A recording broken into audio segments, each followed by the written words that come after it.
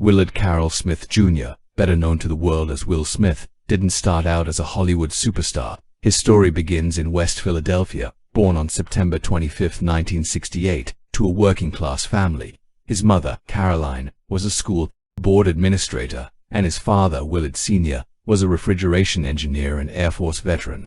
Growing up, Will was raised with a mix of discipline, curiosity, and a strong sense of self-beliefs, something that would serve him well later. In life, he wasn't just a smart kid.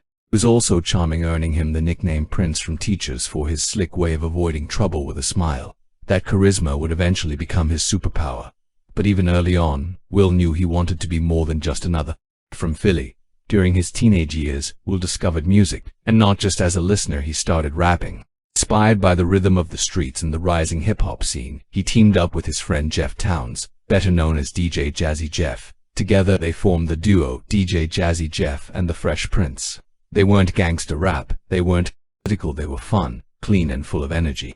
Their music celebrated youth, school struggles and awkward family moments. Songs like Parents Just Don't Understand became instant anthems for teens. And in 1989, they made history by winning the first ever Grammy for Best Rap Performance. But success, especially early success, comes with its own risks. Will Smith became a millionaire by the age of 20, but like many young stars, he didn't manage his money well. Lavish spending, bad investments, and a lack of financial planning led to serious debt. At one point, the IRS came knocking, demanding back taxes around $2.8 million worth. It was a harsh wake-up call. Will later admitted that during this time, he felt lost, embarrassed, and almost like his career was over before it had really begun. Then the opportunity of a lifetime showed up, in what can only be described as a twist of fate. Music legend Quincy Jones saw potential in Will not just as a rapper, but as an actor. He offered him the lead role in a new sitcom based loosely on Will's life. Despite having little to no acting experience, Will took the risk. He needed the money, but more than that, he needed a fresh start. That show would become The Fresh Prince of Bel-Air. It would change everything. But before we get to that, it's important to recognize that this early chapter of Will's life wasn't just about fast fame or lucky breaks. It was about resilience, about stumbling, falling, and getting back up. Will's journey reminds us that raw talent is powerful, but without hard lessons, it rarely lasts. He had already tasted both success and failure, and he wasn't even 25 yet, when Will Smith stepped onto the set of The Fresh Prince of Bel-Air in 1990. He wasn't just acting, he was fighting for a second chance. Still buried in debt and relatively unknown in Hollywood, he had everything to prove. What started as a risky gamble turned into one of the most iconic television roles of the 1990s. The show's concept was loosely based on Will's own life.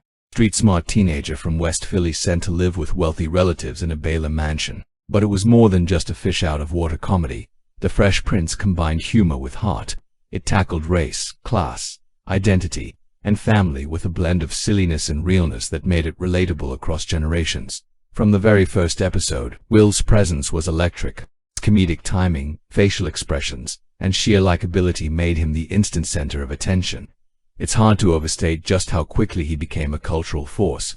Teenagers memorized the show's catchy opening theme, which Will himself performed, and his fashion baggy pants, neon shirts, and sideways cap set trends nationwide. He wasn't just the Fresh Prince on TV, he was the Fresh Prince in pop culture.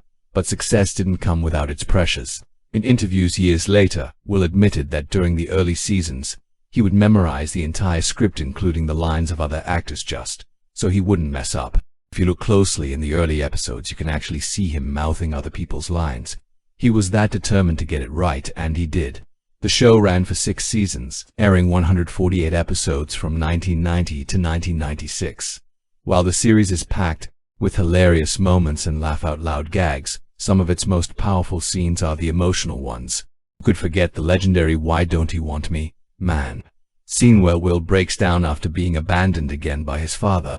That moment wasn't just great acting, it was raw, real, and heartbreaking. Even today, that clip circulates on social media, reminding people of the depth Will brought to the role. Off camera, the show's cast became a real family.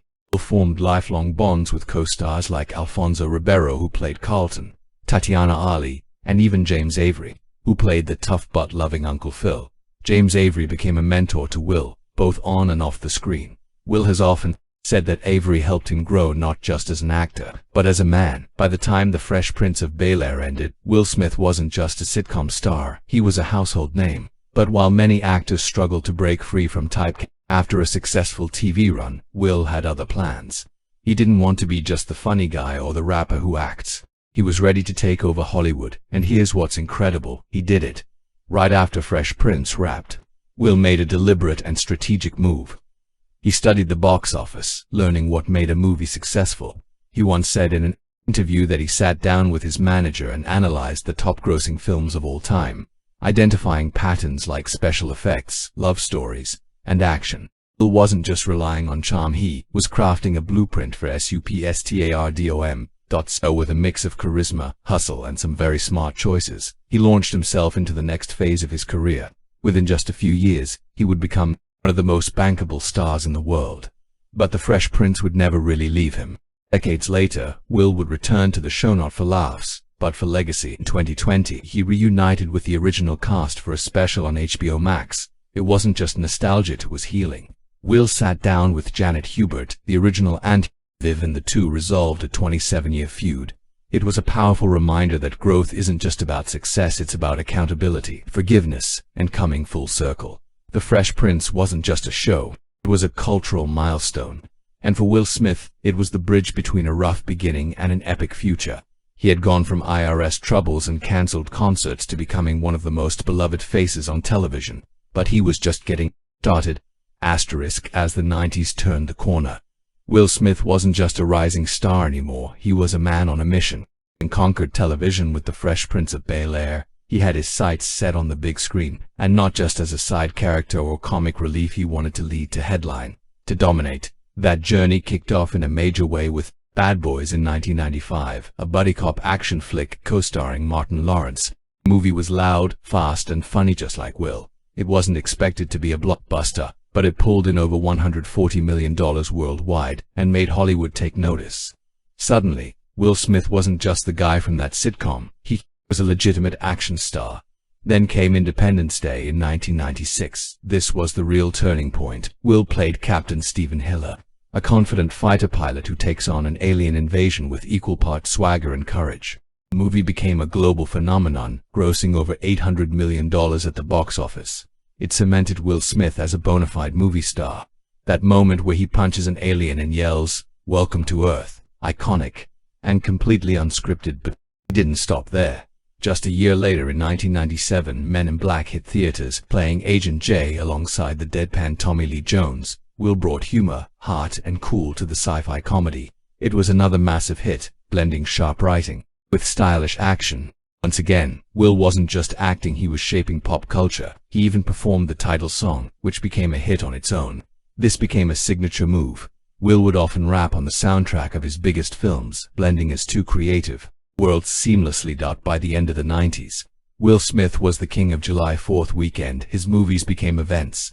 He had something studios loved, charisma that crossed every demographic. He could do action, comedy, even drama, and still bring in crowds.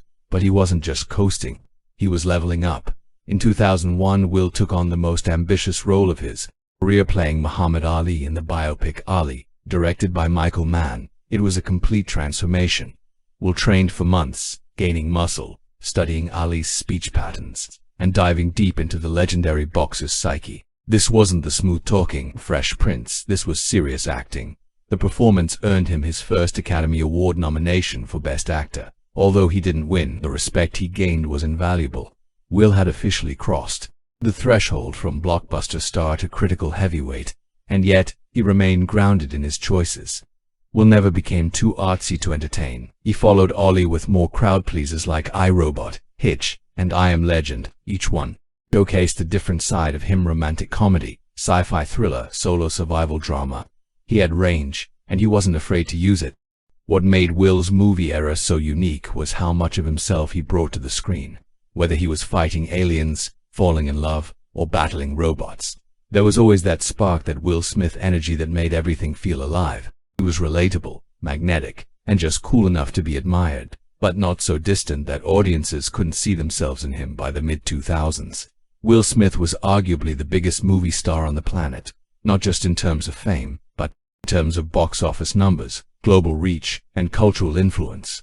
His films were events, his red carpet appearances made headlines, and his ability to balance family, fame, and fearlessness became part of his brand. But even at the height of his success, Will wasn't done pushing. He wanted to inspire, to tell meaningful stories, to leave a legacy beyond just ticket sales. Ambition would shape his next chapter, one filled with deeper themes, emotional risks, and personal revelations. He had already proven he could make us laugh, cheer, and even cry. But now, Will Smith was ready to make us think. At the height of his fame, Will Smith wasn't just a movie star, he was a brand. But behind the red carpets and box office hits was a man constantly trying to grow, learn, and make sense of his place in the world. Unlike many celebrities, Will didn't just let the media shape his image, he engineered it, carefully, purposefully, and often, vulnerably. Let's talk about family. Will married actress Jada Pinkett in 1997 after meeting her on the set of The Fresh Prince of Bel-Air when she auditioned to play his on-screen girlfriend. Chemistry wasn't just for cameras. Over the years they built one of the most talked about marriages in Hollywood, celebrated, criticized, and deeply complex together. They raised 3 children, Trey from Will's previous marriage, Jaden and Willow with Jada. What set the Smith family apart was how open, creative, and unapologetically expressive they were. Jaden and Willow were given freedom to explore music, fashion, and identity in ways most celebrity kids weren't. Will and Jada often spoke about conscious parenting, believing that children are not possessions to control but individuals. It was unconventional and at times controversial, but very intentional. Yet the Smiths' openness wasn't just about parenting. Over the years, Will and Jada shared the inner workings of their marriage, the ups and the deep downs. Their conversations, especially on Jada's show, Red Table Talk, revealed emotional honesty most celebrities avoid. Topics like betrayal, love languages, codependency, and even their temporary separation became public knowledge, not through gossip columns, but through their own words. Some saw this as oversharing, others saw it as brave. Either way, it made it seem real, flawed, thoughtful, and committed to evolving. Beyond family, Will Smith became obsessed with self-mastery. He read voraciously, studied psychology, and immersed himself in the teachings of spiritual leaders, philosophers, and peak performance coaches. Books like The Alchemist, The 4 Agreements, and Outliers shaped his worldview. He also leaned into personal discipline. He spoke frequently about work ethic, consistency, and mindset. "I've never really viewed myself as particularly talented," he once said. "Where I excel is ridiculous, sickening work ethic." For Will, success wasn't a lucky break. It was a daily choice. This philosophy became central to his public persona. On YouTube and Instagram, Will began posting behind the scenes, just of movies, but of life. Skydiving in Dubai, running marathons, giving motivational talks, sharing moments of doubt and fear. It wasn't marketing, it was him trying to show that growth never stops. By the late 2010s, Will Smith had transformed from movie star to motivational figure.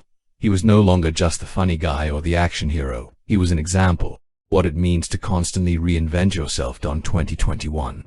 He published his memoir, Will, co-written with Mark Manson, author of The Subtle Art of Not Giving a F***. The book was raw and reflective. It detailed childhood trauma, fear of failure, the weight of people-pleasing, and his relentless pursuit of approval. For someone once seen as unshakably confident, Will revealed just how much of his drive was rooted in insecurity. One particularly powerful theme in the book was his relationship with fear. Will described fear as the biggest barrier to personal growth. That's why he started skydiving at age 50, climbed mountains, and took on emotional roles. He wanted to rewire how his brain responded to discomfort. He was becoming less about image and more about truth. But as he leaned deeper into transparency and growth, public pressure also grew. The internet age had turned everyone into a critic, and every word, every video, every family moment was subject to analysis. Will handled most of it with grace.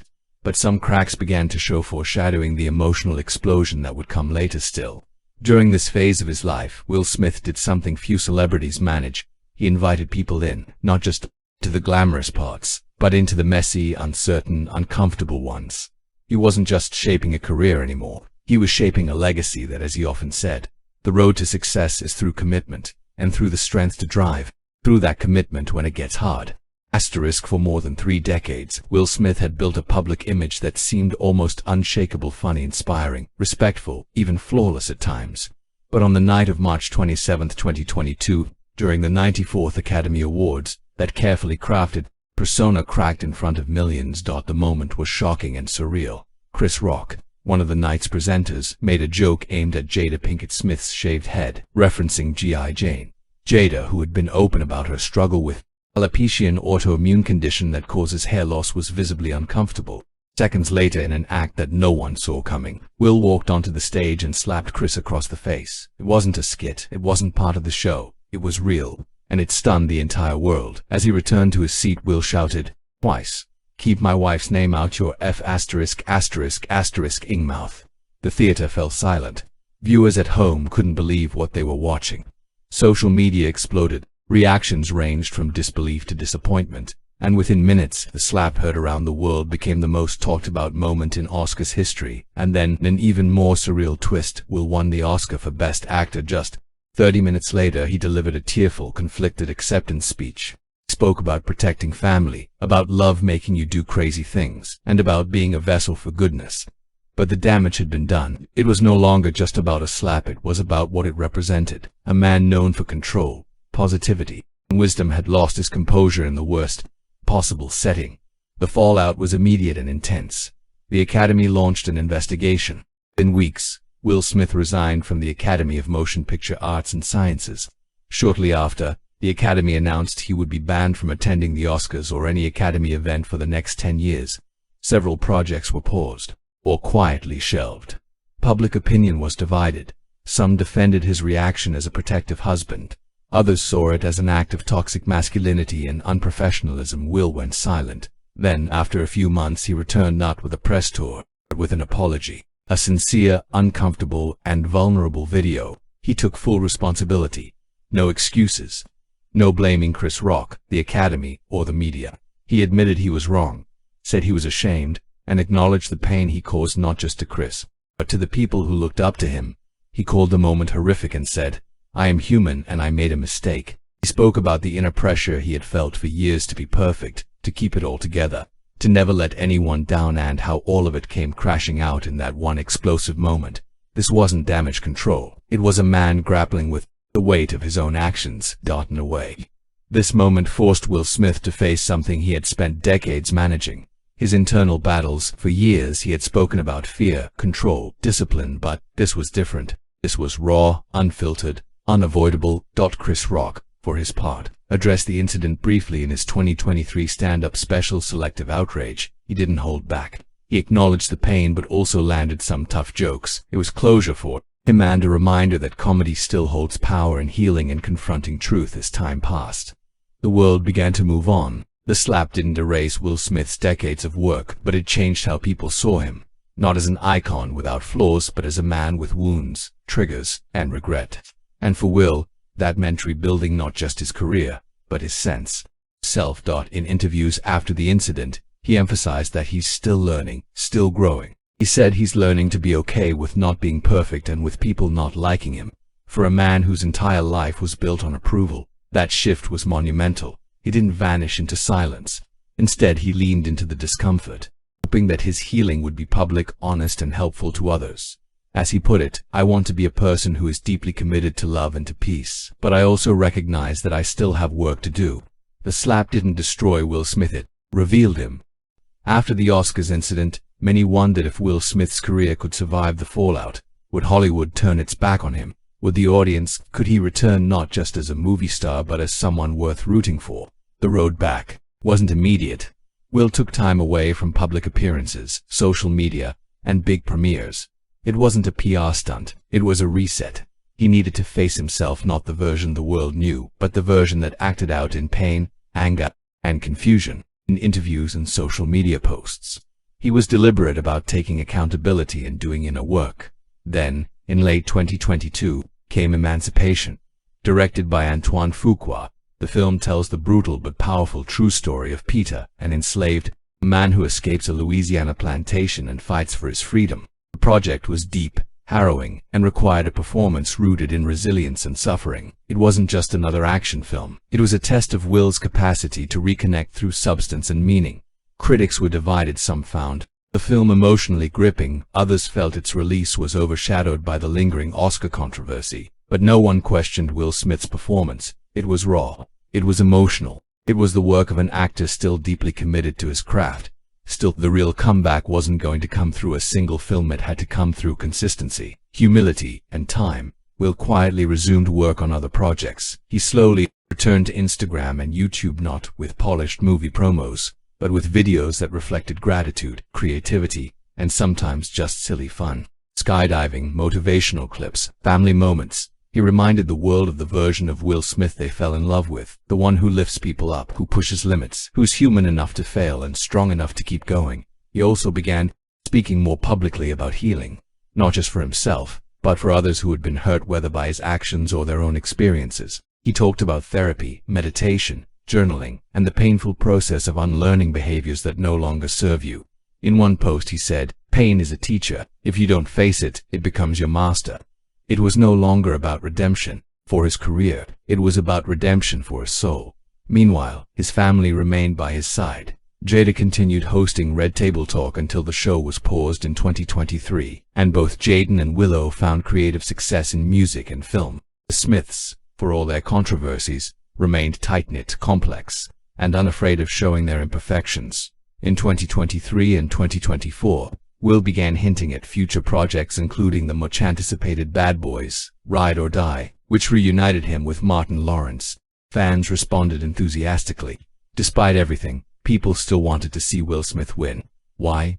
Because, in many ways, he reflected back something we all experienced: regret, recovery, and a long climb back to self-respect. And it's the heart of Will Smith's story. It's not just about the movies, the music, or the millions of fans. It's about the man who's never stopped evolving. From a kid in West Philly to the Fresh Prince, from global superstar to cultural cautionary tale, and now to someone quietly, humbly rising again.